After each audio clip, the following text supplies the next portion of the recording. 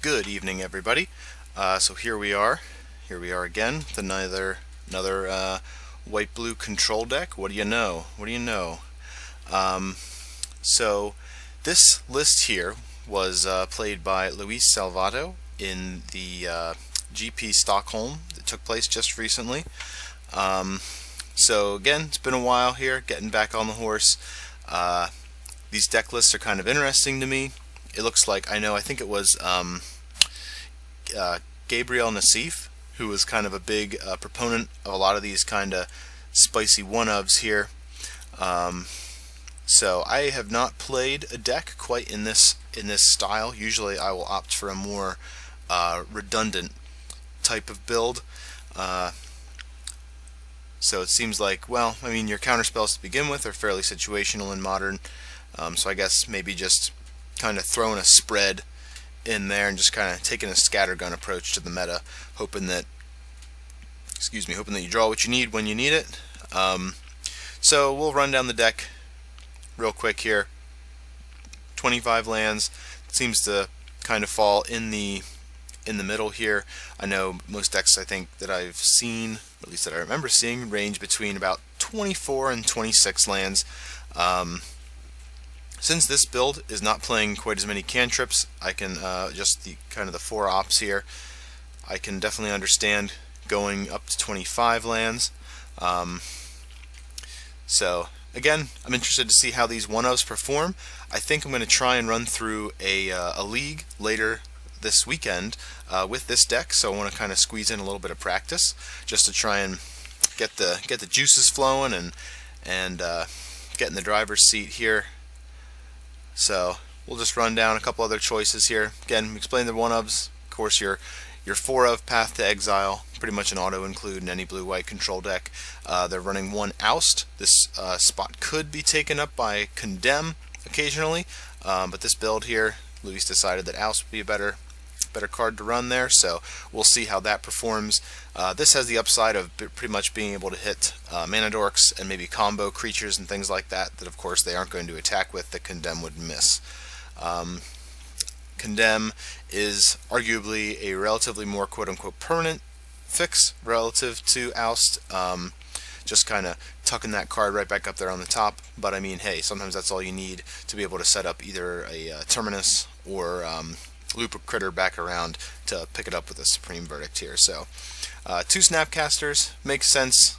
Again, typically these blue-white builds don't play too many Snapcasters, just because the spells that we have access to here are not as high impact as say like a Lightning Bolt would be. You got a Timely Reinforcements here, nice hedge against any type of aggressive deck, and a burn deck especially. Timely, Snap Timely is pretty much lights out against those kind of decks, so I definitely like the one-of in here. Same with Vendilion Clique, although in its application against combo, I like having the Clique, just to know that you can put a clock on decks like Tron or Storm or something like that, while also kind of disrupting their game plan. Definitely a control staple, and there's also one over here in the board as well to double up on that effect in those matchups where you want it. Detention Sphere makes a nice universal answer to all kinds of non-land permanents, although notably, and not other Detention Spheres. This is not like an Oblivion Ring in that sense, so it could be relevant, especially since blue-white control is on the rise. So please keep in mind that you cannot Detention Sphere an opponent's Detention Sphere. It does not work that way.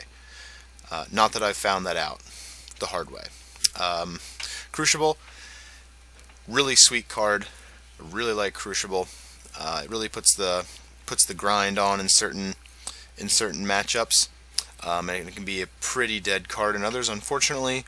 But as a whole, I really like it, and that's why we can justify playing the 1 Ghost Quarter here in the sideboard, because when you can start just looping that Ghost Quarter with the Crucible, you can of course grind your opponent down and really limit their options. So again, back on the one-ofs, here's this Hieroglyphic Illumination. I gather that this is kind of part of the new hotness in the control world. I'm not entirely sure who popularized this. I know I saw a list floating around by Luis Scott Vargas. I think it was a Jeskai list that was running actually 4 of these. In theory, it's kind of sweet. You can cycle it, set up an instant speed Terminus, and the cycle, of course, is uncounterable in and of itself, and then kind of in the mid to late game it can dig for you. So 2 cards at instant speed is definitely not nothing. So we have 3 Jace the Mind Sculptor, of course, 2 Teferi, pretty standard split there. Ebony and Ivory doing what they do best in these control decks. I mean, by the time, if you get both of these guys down out on the battlefield and your opponent still hasn't scooped, I mean, I don't know what they're doing. But super cool interactions between these two, and they're really, well, Teferi maybe even more so, is really kind of what's putting this archetype back on the map. So 3 Cryptic Commands, because we're playing Hallowed Fountain, and it's just kind of what you do. Cryptic Command, of course, is my favorite card in Magic the Gathering. 1 of Supreme Verdict, just to kind of supplement our Terminus suite here. And then looks like he's got back on that 1 of train, 1 of Logic Knot here, just to round out the counter suite there. Go over the sideboard real quick. So we have our awesome white options, of course. In our Rest in Peace or Stony Silence, typical hate against the decks where you need those kind of effects. An extra Timely Reinforcements, because again, in those matchups, that's really big game. And then they play 1 Baneslayer and 1 Lyra Dawnbringer. So that's pretty cool. Again, these creatures are pretty hard to deal with for most decks. So just to bring in against like mid-range and maybe like the aggro type matchups, if you think you can support them, get to that mid to late game, and if you untap and slam one of those things and don't immediately just get bolted and die, you're pretty much good to take over the game from there. It's an instant corner turner, and Baneslayer, yeah, probably a pet card of mine. They're really sweet. Love that art. Keep up the good work, Greg. A few additional counter spells on the board here for your blue mirrors and or certain combo matchups. So pretty standard stuff. And again, as mentioned, an extra Vendilion Clique and a 1 of Surgical Extraction. You can bring this in against decks like Valakut or Tron or things like that if you want to try and get them with your Ghost Quarter and or Field of Ruin. Now, Porphyry Nodes, again, is a nice white hate card here. I guess he probably brings this in for any type of kind of swarm deck. It's nice being able to have like an Abyss going for a little while, just to kind of eat through your opponent's board. Really neat card. The first ever Modern deck I ever put together played this as a 4 or 3 of. It was a really fun mono white prison deck built around white enchantments, and so I have a little bit. I enjoy the card. It's a good one. And then of course Celestial Purge, you can bring that in to hit anything black or red and just make it go on forever, whether that's a Chandra, whether that's a Liliana, Eidolon the Great Rebel, the list goes on and on, Blood Moon, etc. But I'm of the opinion that Blood Moon is not super good against these type of decks, because we are of course playing upwards of 8 basic lands. Basic lands seem to be where Wizards is kind of pushing design space too. Something interesting to note. Even in Legacy, it appears as though they're trying to make basics a bit more relevant. But then of course, typical fetches here with the Flooded Strands, and we have the Colonnades, because they're just, I don't know, I think they're too valuable to leave out. I could maybe see shaving 1 for some other kind of land, but I don't know. I really like Colonnade. It does everything you want it to do. It trades with creatures. It ends games. You know, it threatens planeswalkers. It's great. So, without any further rambling on my behalf, let's jump over here to the play lobby and get in a game with a random person here. Let's grab our deck, and we'll go ahead and see what we can do.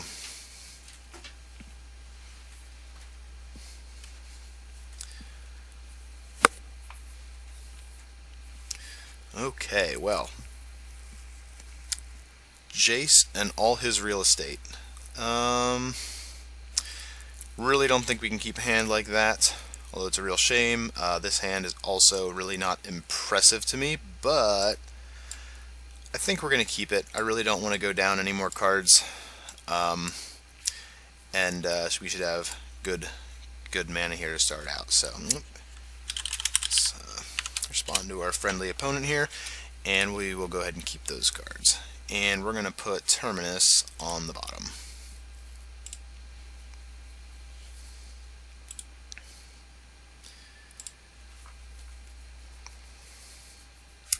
Okay, Spirebluff Canal.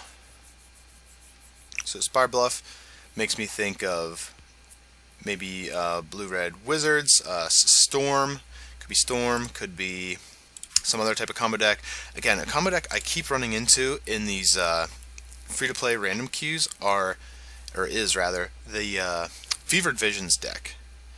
It's a pretty, okay, so it's definitely not that. Looks like it is, okay, that's a Shaman, but even still, looks like we are finding ourselves up against some sort of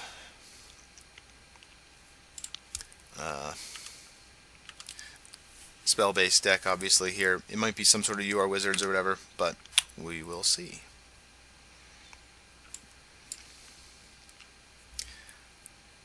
Definitely like having the mana leak here.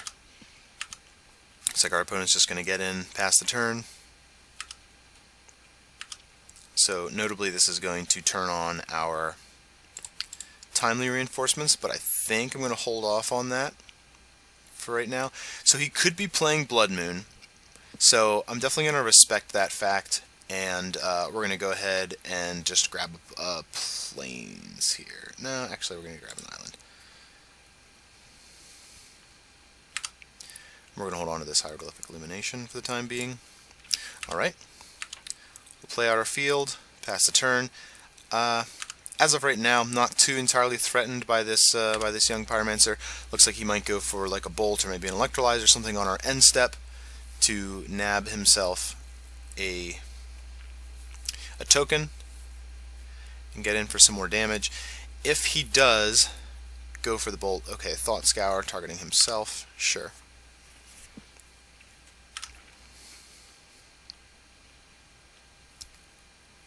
So now, after this attack, or whatever it is that ooh, is this a Lightning Helix? Okay, so I think I will counter the Lightning Helix. Kind of want to keep my life total a little higher, especially if I'm going to be taking some damage next turn. So let's just do that. Hope he doesn't untap Blood Moon. He might. Okay, notably, that is a Plains. I didn't really even realize that at first, so he is on some sort of a Jeskai build. So we'll take 4 here, at least, and then probably plan to just timely reinforcements next turn.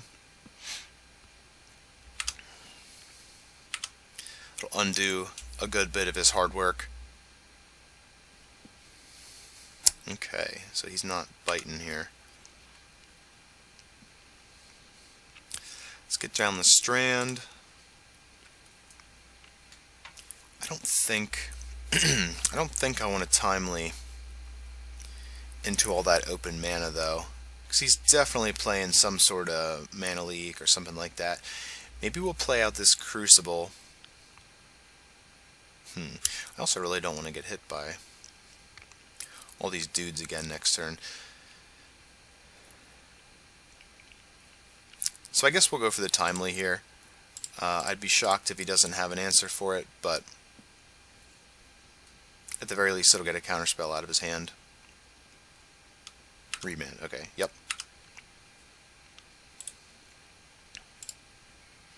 So we'll get to try again next turn, see if he goes for a burn spell here end of turn.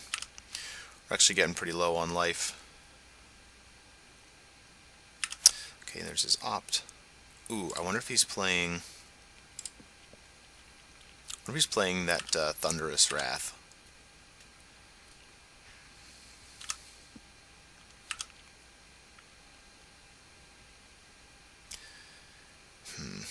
Don't really want to go to 6 here, but don't feel like we have too many other options. Let's go here and let's cycle this. Maybe.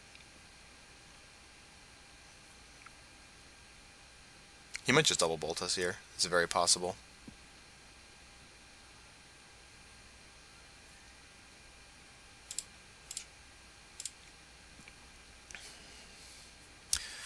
Okay, Another land, another land. Ooh, boy.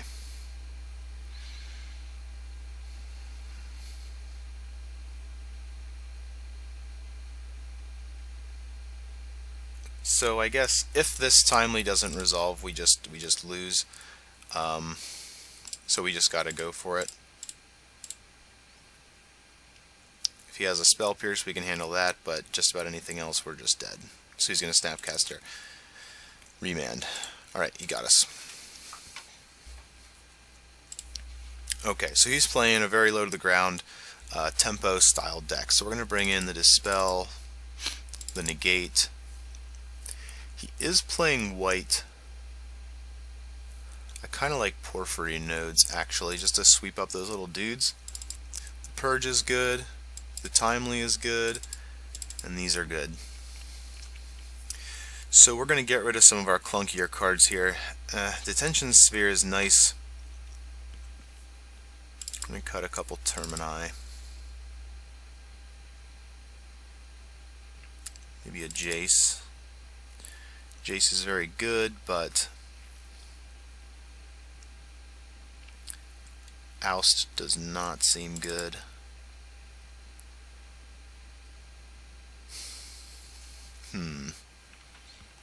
Gonna cut the Crucible. That's not where we want to be. I think we're gonna have to cut the Clique too. Especially if he has something like Forked Bolt or Electrolyze. It just matches up really, really poorly against those spells. We're going to go down a Cryptic for sure. Actually, we're going to go down 2 Cryptic. Cryptic's great, but it just doesn't... It's really hard to navigate a Cryptic around those very nimble counter spells. Because he's going to probably be bringing in some number of Dispel. Maybe even Spell Pierce. Because again, Young Pyromancer really suggests to me that he's... Oh gosh.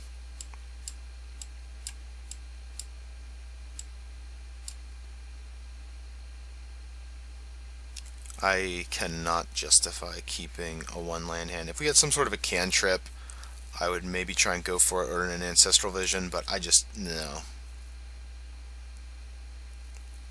Alright, this is a little better. A little better. So we'll go with that. Path to Exile, we will put that on the bottom. Okay, now, for all I know, he could board into something crazy here. Didn't really see a whole lot of his deck. So we'll just see what he does. Okay, that's a little early, but got an ace in the hole at least eventually. We're gonna definitely opt on his end step. Looking for lands, of course.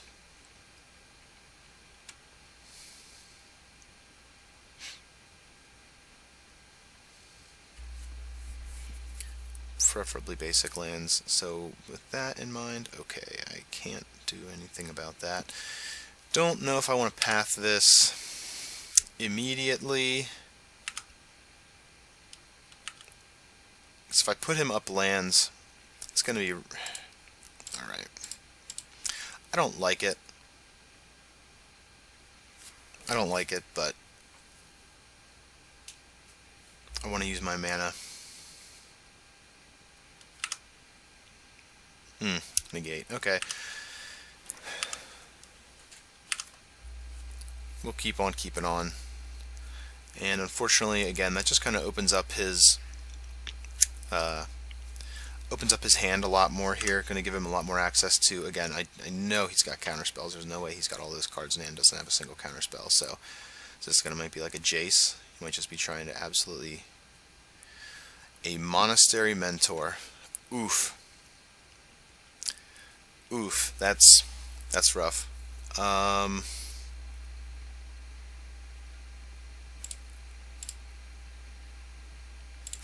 opt in response to that. Not sure why. I'm gonna put that on the bottom. Okay, so there's a sphere. So that's definitely not nothing. Now, 1 mana, what could he do for 1 mana that would just absolutely make me upset here? Again, it's got to be pretty much exactly Spell Pierce, or like Stubborn Denial, I guess. But I don't think we can afford to just sit here this turn. This thing is going to get out of control. And if it is a Spell Pierce, we just get absolutely wrecked. Okay, opt.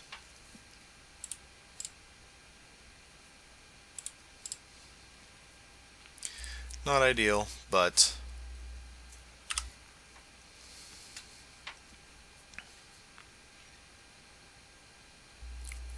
we're kind of up against it here. So I'm going to put that on a stack. I'm going to choose a non-land permanent, and I'm going to say okay, and then I'm going to say yes, I want to use the ability, and then we're just going to pass the turn. So I mean, he does have 5-6 cards in hand now, so we could even still take an absolute boatload of damage, depending on what he's got up his sleeve. So he's gonna snap opt. Alright, so he's gonna go to a 2/2.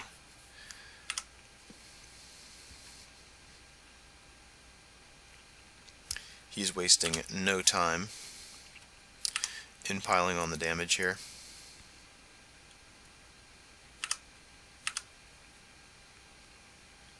So 2's not bad, but maybe he's got other things to do.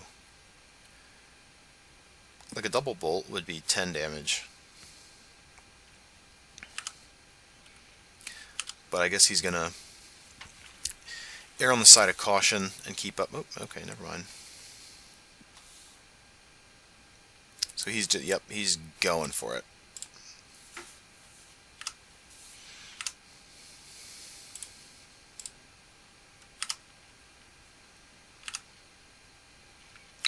A timely would be nice here.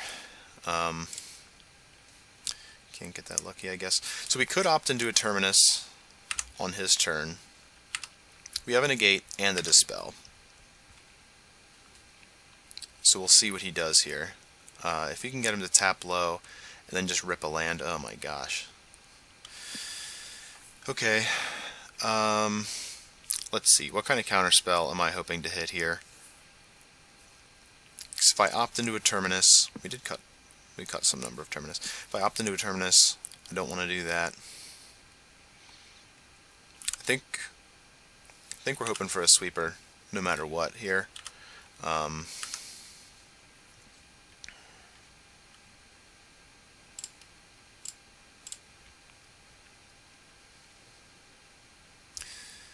The nodes is not going to do it,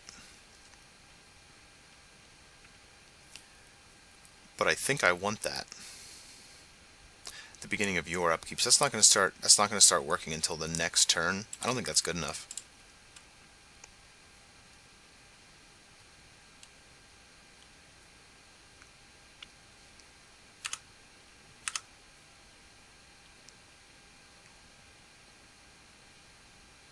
Ugh. Yuck. Really need a... Well, we go to 3. I guess I should... sorry, I wasn't really paying attention. I should have dispelled that lightning roll. That was my bad.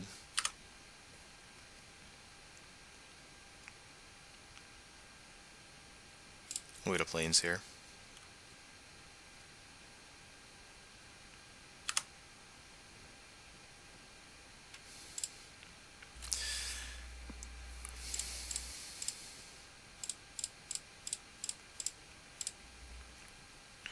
Yeah, that was my bad. I kind of zoned out for a second there. So if he just puts the lightning bolt on the stack, then I guess we just concede. But even if we don't concede here, can't really see us surviving the next turn.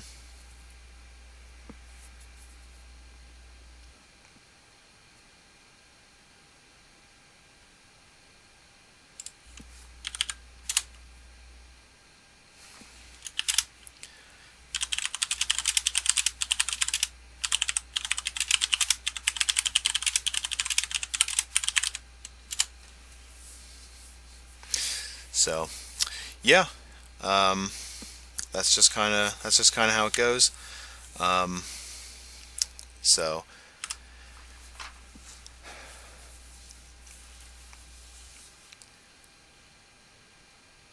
again, and here you can see, so in this style of deck, there's no way this dude's not running 4 Snapcaster Mage. You just have all this ammunition, you know, all this stuff that you can just throw right back at your opponent. And of course is the biggest, maybe even the only reason to play red. So